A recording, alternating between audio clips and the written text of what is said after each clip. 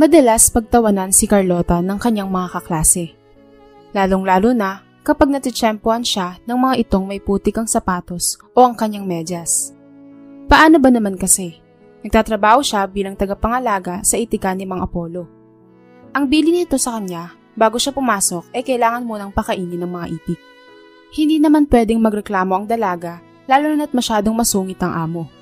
At sa oras na gawin niya iyon, ay pinangangambahan niya na baka matanggal siya. Gusto niya kasing makamit ang kanyang mga pangarap sa pamamagitan ng pag-aaral. Lalo't siya na lang ang tumutusto sa sarili dahil wala na siyang mga magulang at wala ring kapatid.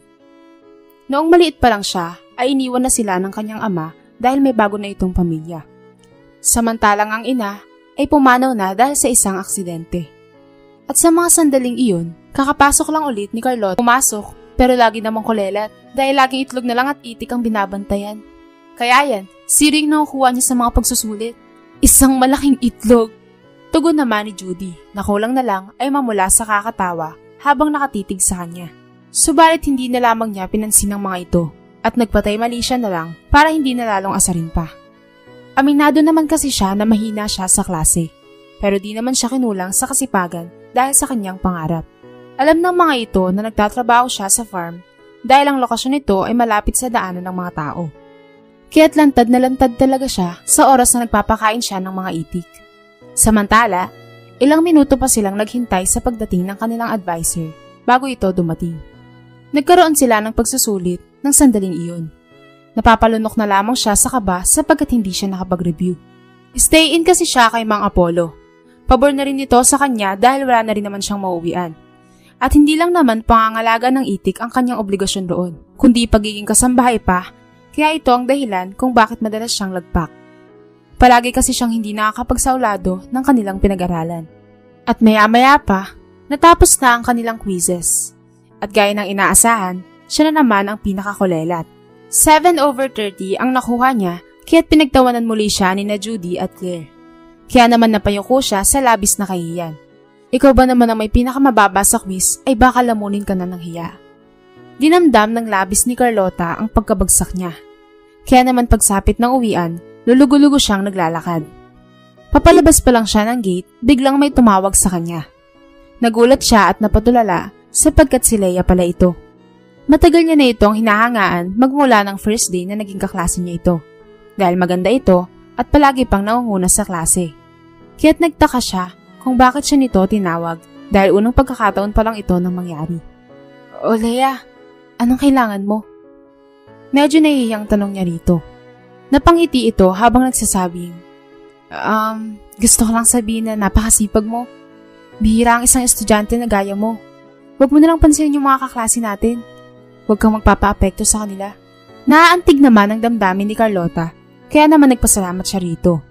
Agad namang nagpaalam si Leia sa kanya dahil uuwi na rin ito. At dahil dito ay pinag-ingat niya ang dalaga. Samantalang siya ay tuloy-tuloy nang naglakad pa uwi. Kailangan niyang umuwi ng maaga at bago magdilim, kailangan rin nakapagluto na siya ng hapunan. Dahil siguradong papagalitan na naman siya ng amo kapag nahuli sa dapat niyang gawin.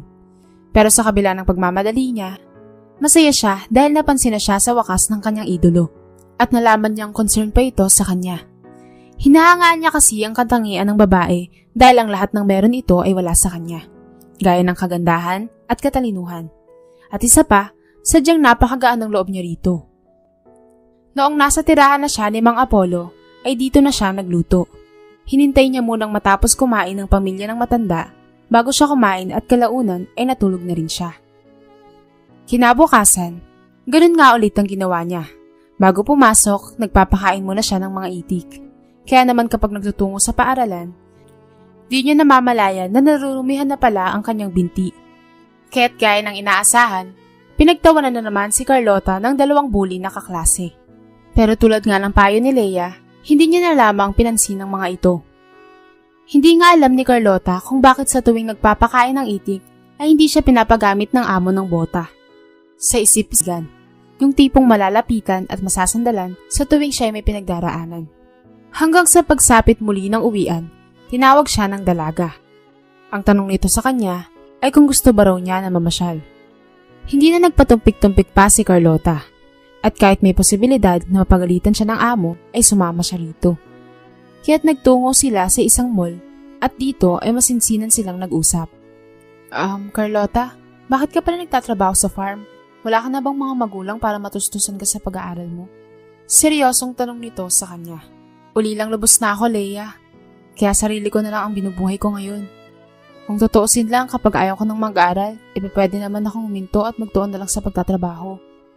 Pero hindi may pangarap kasi ako, kaya kahit madalas bulihin, pinipilit kong pumasok. Kwento ni Carlota na napilitan nang magsabi ng talambuhay niya sa bagong kaibigan niyang ito. Nakita niya namang nakatitig sa kanya si Leia habang ito'y tumatango. Tama yung pananaw mo sa buhay. Gaya nga ng sinabi ko sa'yo noon, huwag kang magpapa-apekto. Gawin mo lang na challenge sa pag-abot ng iyong pangarap ang mga pinagsasabi nila. Teka, ang lamig na dito sa mall. Gusto mo bang sa peryahan naman tayo? Paggayaya nito. Ayaw namang tanggihan ni Carlota ang kaibigan. Kaya naman sa isang tango pa lang niya, agad na siyang hinawakan sa kamay at nagpunta nga sila sa peryahan. Ang ginawa nila roon ay ang manood ng mga sideshow, kung saan ay may pinapalabas ng mga tao na may kakaibang itsura. At ang sabi pa ni Leia, ang mga ganoong tao raw ay kinukulong ng isang taong may hawak sa kanila para pagkakitaan ng mga kapansanan nila. Naniwala naman roon si Carlota. At habang pinagmamasdan niya ang isang babaeng tinaguriang The Turtle Girl, dahil sa kuba at maigsi ang mga bihas nito na siyang dahilan kung bakit ito hindi makatayo. Nakadama naman siya ng labis na awa. Kahit hirap na kasi sa pagsayaw at sa kabila ng pinagdadaanan, ay ginagawa pa rin ito para lang kumita. Dito niya na-realize na mas mahirap ang buhay ng taong gaya nito kumpara sa buhay niya. Sa labis na pagkabag ni Carlota, ay niyaya niya na lang si Leia na sumakay ng ride. Masaya silang dalawa nang maranasan nila iyon. At dahil nanggaling siya sa carnival, gabing-gabi na siya nakauwi at di niya inaasahan ang magiging tagpo. Sinaraduhan pala siya ng gate ni Mang Apollo at kahit nakailang beses na siyang nag-doorbell ay hindi pa rin siya nito pinagbubuksan. Pero maya-maya pa ay lumabas na ito mula sa main door at nilapitan siya nito at pinagsabihan ng masasakit na salita. Ikaw babae ka? Bakit ngayon ka lang nakauwi? Hindi ba't ang sabi ko sa iyo? Kapag natapos ka na sa klase ay dumiretso ka na dito dahil magluluto ka pa? Kulit-kulit mo? Gusto mo bang matanggal sa trabaho, ha? Sambit ni Mang Apollo. Pasensya na po, sir. Niyaya lang po ako ng kaibigan ko. Gusto ko lang rin po kasing magpakasaya dahil matagal na po akong hindi nakakapasyal. Sana mapatawad niyo po ako. Katwiran pa niya rito na may himig ng pagmamakaawa. Subalit nakitaan niya ng pagkainis ang anyo ng matanda habang nagsasabing, Patawarin? Patawarin mo mukha mo. Hindi ka pa pwedeng magsaya dahil nagtatrabaho ka sa akin, no? Hanggat sa akin ka umuwi, dapat alam mo na yung gagawin mo. Hoy, may trabaho pang nag-iintay sa'yo pagkatapos ng klase mo. Mabuti na lang nag-order kami ng pagkain kanina. Kundi baka namatay na kami sa gutom dahil wala ka. Dahil dyan sa ginawa mo, hindi ka kakain at matutulog ka dyan sa labas.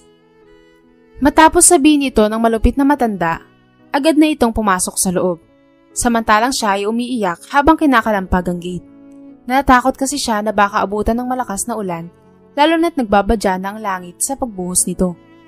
Lumipas na ang ilang minuto ay bumuhos na nga ang ulan.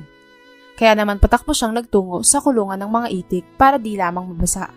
Kahit mabaho, maputik at maginaw ang sinisulungan niya, tiniis niya na lamang ang lahat ng ito. Papalipasin niya na lamang ang gabi. Nagugutom na rin siya ng oras na iyon, pero tiniis niya dahil umaasa siya na bukas ay mapapatawad na siya ni Mang Apollo.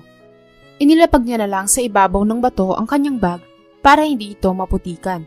Samantalang naupo rin siya sa tuyong kahoy para hindi marumihan ang suot niyang uniforme. At dahil sa klase ng lugar kung saan siya naroon, ay hindi siya nakatulog. At sa halip ay hinintay niya na lamang na mag-umaga. Hanggang sa sumapit na ang oras na iyon, si Mang Apollo na mismo ang nagtungo sa kinaroroonan niya. Hoy! Tumayo ka na dyan! At pumasok ka na sa loob para makapagluto ka na ng agahan. Saka marami ka pang gagawin dahil Sabado ngayon, no? Pasalamat ka dahil malalabhan mo yung uniform mo na medyo nadumihan na ng putik. O ano pang tinutunga-tunga mo dyan? Pumasok ka na bago ko pa ihampas sa itong tungkod na to. Bulyaw nito, kaya naman napataranta siyang napatayo. Ngunit bago siya pumasok, humingi siya ng tawad dito. Ang sagot naman ng matanda ay palalagpasin na lamang niya yun. Pero kapag naulit pa raw ito, ay tiyak na mawawala na siya ng trabaho. At habang naglalakad siya papasok sa malaking bahay, dito niya napagtanto kung gaano kalupit ang matanda. Lahat naman kasi ng klaseng trabahador ay may karapatang magpahinga kahit saglit na oras lamang. Samantalang siya, kahit isang beses lang, ay di nito pinagbibigyan. Pagkatapos magluto ni Carlota, kumain na sila Mang Apollo at ang pamilya nito. At makaraan nito ay siya naman ang nag-agahan. Kalaunan ay nagpahinga lamang siya ng kaunti at tuloy-tuloy na siyang naglinis ng bahay hanggang sa sumapit ang hapon. Inutusan pa nga siya ni Mang Apollo na kumuha ng 100 itlog mula sa inahing itik at ibaon niya raw ito sa putikan na nasa flower box at lagyan ng asin para gawing itlog ng maalat. Yung itlog kasi ng maalat na nasa palengke ay sa farm ni Mang Apollo nang gagaling. Kaya naman gabi na siya nakapagpahinga at nakatulog. Nagdaan ng linggo ay ganun ulit ang kanyang ginawa. Hanggang sa sumapit muli ang Lunes kung saan ay papasok na siya sa eskwelahan. Habang nasa cover court pa lamang siya at nakapila, hindi niya inaasahan na kasunod niya pala sina Judy at Claire. Ngunit nakapagtatakang tahimik lamang ang mga ito. Lalong-lalo na si Judy na may sinusulat sa bond paper gamit ang pentel pen. Kaya naman hindi na lamang binantayan ni Carlota ang dalawa. At sa tingin niya ay hindi naman siya pagtitripan, ngunit dito siya nagkakamali. Noong papasok na siya ng building, napapansin niya yung ilang estudyante na tumatawa sa sandaling nalalagpasan niya ang mga ito. Hanggang sa may nagmagandang loob na lumapit sa kanya at may tinanggal sa kanyang likuran. Ayon dito, may nang-trip raw sa kanya. At nang mabasa niya ang nakasulat sa papel, ay halos malusaw siya sa hiya. Ang nakalagay ba naman roon ay bobo ako at wag tularan. Isa akong farmer ng mga itlog. Alam niyang sina Judy at Claire ang gumawa nito. Ito pala ang binabalak ng mga ito sa kanya kanina. Labi siyang napikon kaya't hinarap niya sina Judy at Claire. Ano bang mga problema ninyo? Nanahimik ako, pinagtitripan niyo ako. Mga wala kayong magawa sa buhay. Nagkatinginan naman ang dalawang maldita hanggang sa maya-maya ay nagsalita si Judy. Kami pa pinagbibintangan mo ah. Paano mo naman nasabi na kami yun? At saka, nagulat naman ako. Ngayon ka lang sumigaw ng ganyan ah. Ano, nalaban ka na ba ha? Pangahamon pa nito. Gusto yata niyan magkaroon ng sakit sa katawan eh. Alam mo na ang gagawin mo dyan, Judy. Sambit naman ni Claire na tila hinihikayat ang kasama na saktan si Carlota.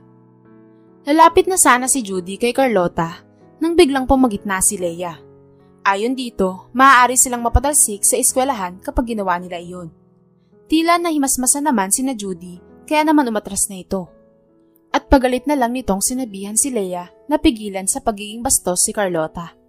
Kaya naman sa loob-loob ng dalaga, siya na nga yung pinagtitripan, siya pa yung naging bastos. At matapos ng konting kaguluhan, ay sabay na sila ni Leia na pumasok sa classroom. Napaalalahanan pa nga siya nito na maghulos dili na lang dapat siya para makaiwas na sa gulo. Kaya naman ang naging sagot niya ay matagal na daw siyang inaasar na bobo. Hindi lang siya nakapagtimpi kanina. Napatango naman itong si Leia at maya-maya pa ay niyaya siya nito na kung gusto daw niyang magpa-tutor ay willing daw si Leia na turuan siya. Papabuti lamang raw ang kanyang grado. Ang tugon naman ni Carlota ay magpapaalam muna siya sa amo at baka kasi mapagalitan na naman siya at muling maparusahan sa oras na malate sa trabaho. Nabanggit niya na tuloy sa dalaga ang ginawa sa kanya ni Mang Apollo nung nakaraan. Kaya naman humingi ito ng pasensya dahil kung hindi ito nagyaya na pumunta sa peryahan, hindi iyon sasapitin ni Carlota.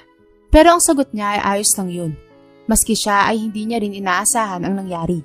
Wala silang ibang ginawa sa klase kundi ang mag-reviewing dahil sa susunod na linggo na raw ang examination day nila.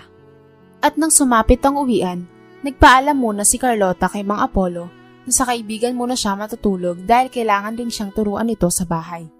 Agad namang pumayag ang matanda, pero bago siya pinadiretso roon, inutusan muna siyang magluto. Kaya kulang na lang ay lumipad siya sa tuwa dahil itinuro ni Leia ito sa kanya. Nang matapos ang kanilang examination day at nang matsikan na ang mga ito, nalaman niyang nakapasa siya sa lahat ng exams. Kaya naman napangiti siya habang nakatingin kay Leia. Hindi pa kasi tapos ang klase nila kaya hindi pa pwedeng magdaldalan. At nung uwian na nga nila, ay doon lang nila ito na pag-usapan. Maraming salamat sa iyo dahil kung hindi mo ako tinuruan, paniguradong bagsak na naman ako. Mabuti na lang talaga at malinaw ka magturo. Bagay kang maging teacher. Wala yun.